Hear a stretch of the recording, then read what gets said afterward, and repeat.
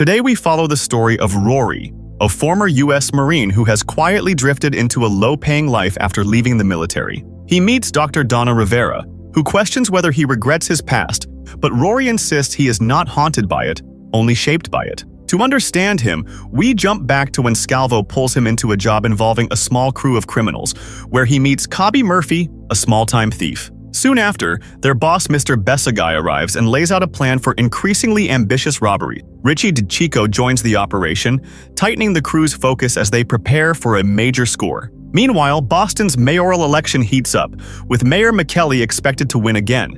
If Michelle wins, it opens the door to shady deals and dirty money flowing behind the scenes. Bundles of cash move straight into his hands in physical form, completely untraceable and fully illegal. He stores everything in a special locker at his favorite hotel, the Wharf Hotel, a system he's clearly used to. This isn't new for him. Still, most people believe Michelle will win again, since no one has the courage or political strength to challenge him. This time, however, a Chinese-American candidate named Chewy enters the race, though he's widely seen as an underdog with little chance of success. Meanwhile, Besagai starts planning a heist targeting Michelle's hotel locker after learning that Michelle will host a victory party there on election night. The timing looks perfect. While everyone is distracted, the crew plans to break in and steal the cash before it gets moved the next day, which would close the window completely. Besagai says the locker holds more money than any of them have ever seen, and if they succeed, they'll become rich overnight. Rory, however, only asks for $32,480, nothing more. Besagai agrees, but it raises a question. Why does Rory need that exact amount? And what happens if Chewy actually wins? Because of Michelle's corruption history, there's a real chance voters could swing toward Chewy this time. But Besagai refuses to believe it. In each step, while Rory nervously writes everything in a notebook. Cobby is stunned, joking that criminals don't usually take notes, but Rory is anxious since this is his first job and he can't afford mistakes. On election night, they move exactly on schedule. Scalvo orders a 6:07 exit before security tightens. They arrive by boat, slip in through the back and head for the kitchen. But when they get there, they are met with a surprise that instantly throws the entire plan off track. But unfortunately, on that day, there were over 10 to 15 staff members in the kitchen instead of the expected 5 or 6. Seeing this, Rory and the others instantly panic, realizing the situation is far more complicated than planned. Scalvo tries to keep everyone calm, insisting they can still manage the situation somehow. In the middle of the confusion, they overhear a staff member mention that Michelle didn't win the election. Chewy actually did. That single piece of news feels like the ground collapsing beneath them.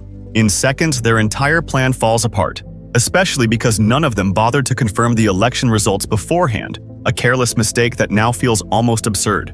Even after the shock, they try to regroup, thinking there might still be money in the mayor's locker since it's illegal cash that can't simply be stored in a bank. Scalvo forces the hotel manager at gunpoint and demands access to the locker without arguing. Rory and Murphy arrive at the locker only to find it completely empty. Shocked, they ask Scalvo where the money went, and he quickly explains everything that just happened. Before they can process it, the hotel manager suddenly attacks Scalvo and manages to pull off his mask. Enraged, Scalvo tries to fight back, but Rory and Murphy restrain him and rush to escape. However, things only get worse. They completely forget the way out and start wandering through the building, trying to find an exit under pressure. Meanwhile, Michelle is devastated by losing the election.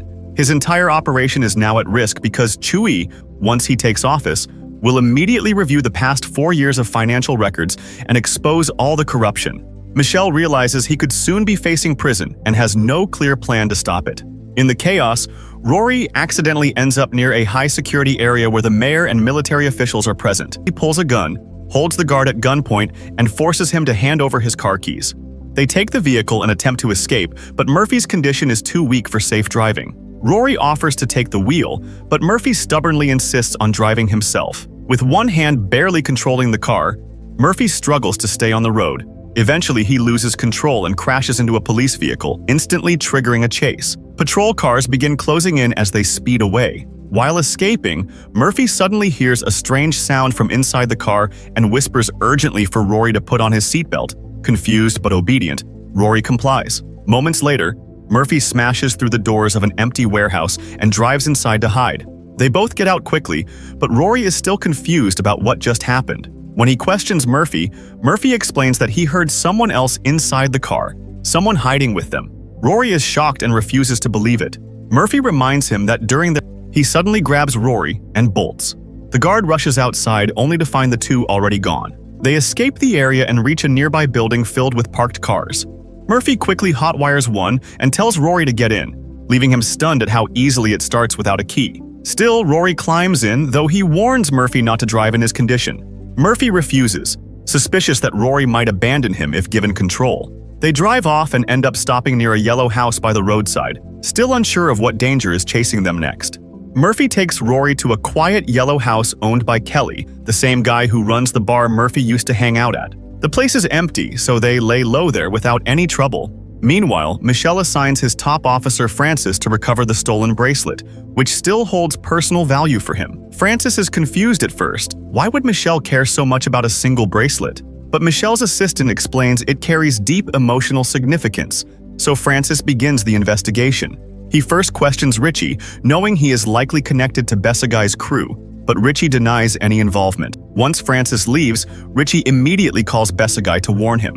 Besagai, who is hiding in another city, becomes tense after hearing Francis is involved but tells Richie to handle it and hangs up. Richie then calls Rory and learns that Scalvo is dead, and Murphy has been shot and is in critical condition. He arranges for a doctor to be sent quickly, which gives Rory some relief. After that, Rory starts sorting through the stolen items. Quickly needs $32,000. Rory finally reveals it is for his son. He and his wife are divorced, and his son now lives with her, so he's trying to secure that money for him.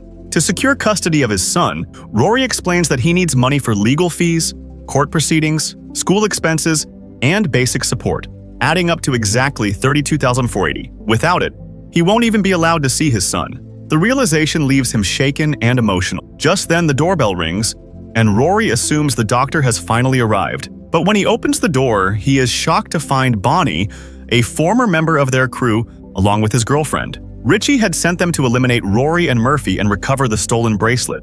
Without hesitation, they storm in, grab the bracelet, and hold them at gunpoint. Murphy quickly warns them that the house's gas line has been pushing him to step down, but Michel stubbornly refuses to leave, no matter the pressure. Inside the bar, Rory and the others sit down to plan their next move. Murphy even tries to flirt awkwardly with Rivera, but she completely ignores him. Suddenly, they notice a police van parked outside. Panic kicks in, and they rush down to the basement to hide. Murphy continues his flirting even there, but it goes nowhere. Eventually, Kelly finds them and brings them back upstairs. When they step outside, they are shocked to see Officer Francis waiting for them. Rory instantly assumes they are about to be arrested, but Francis surprises them by saying he is not there for them. He wants the bracelet. Murphy gets suspicious and asks why Michel would send someone like him for something so specific. Francis shuts it. Traveling, they notice a placard with Michel's name and suddenly get an idea. Murphy starts recalling a set of numbers he saw on the back of the bracelet. Rory is stunned when he hears them. Those numbers match exactly what was engraved on it. They realize the bracelet wasn't just sentimental, it was a key. The numbers correspond to Michel's private office locker, where he has stored all his hidden cash. That explains why Michel was so desperate to recover it and why he refused to leave his office even under pressure. He had been trying to break open that locker all along. Rory and Murphy realize the situation is getting out of control, and since their first plan failed, they quickly come up with a second attempt to steal the money. Meanwhile, Michel finally gets the bracelet back, opens the locker, and starts organizing the cash with his assistant, Ellen. But suddenly, the power goes out across the entire government building. Michel immediately becomes alert. Knowing this is highly unusual and clearly not a normal outage, he senses something is wrong, and he is right. Rory and Murphy are behind it. They set fire to a pipe at the back of the building, causing smoke to spread through the ventilation system. This triggers the fire alarm and forces a full evacuation while the electricity shuts down. Amid the chaos, Rory and Murphy disguise themselves as firefighters and sneak into the building. Real firefighter out for his safety, but he refuses to leave because of the locker. Rory is relieved when he realizes Michel has been removed from the room. They enter and find only Ellen inside. Rory offers her a share of the money, and she agrees to cooperate. Murphy and Rory quickly start collecting the cash from the locker. Outside, police begin firing into the building, but they are forced to pause when they learn that the mayor's assistant is being held hostage inside. Dr. Rivera is sent inside to negotiate with Rory and Murphy. When she sees the amount of cash, she briefly feels tempted but quickly regains control and tells Rory he's crossing a line. He has no right to any of that money. Her words hit him hard, and Rory begins to reconsider his choices. Meanwhile, Ellen refuses to take the cash and instead hands Rory all of Michelle's corruption documents, telling him to deliver them to the police. Rivera, however, doesn't want Rory ending up in jail and urges them to escape immediately. The problem is, the entire building is surrounded by police, leaving no clear exit.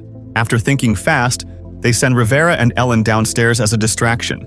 Rivera tells the police that Rory is coming down, but instead of people, armored share of the money and secretly given it to Dr. Rivera for safekeeping, which is why the police never recovered any cash from them. Seeing his son again after so long brings him a rare sense of peace and closure. Meanwhile, Murphy visits Rivera and she steps outside to meet him. Sitting beside him, she looks at him with quiet understanding, and their bond begins to grow into something deeper, marking the start of a new chapter in their lives.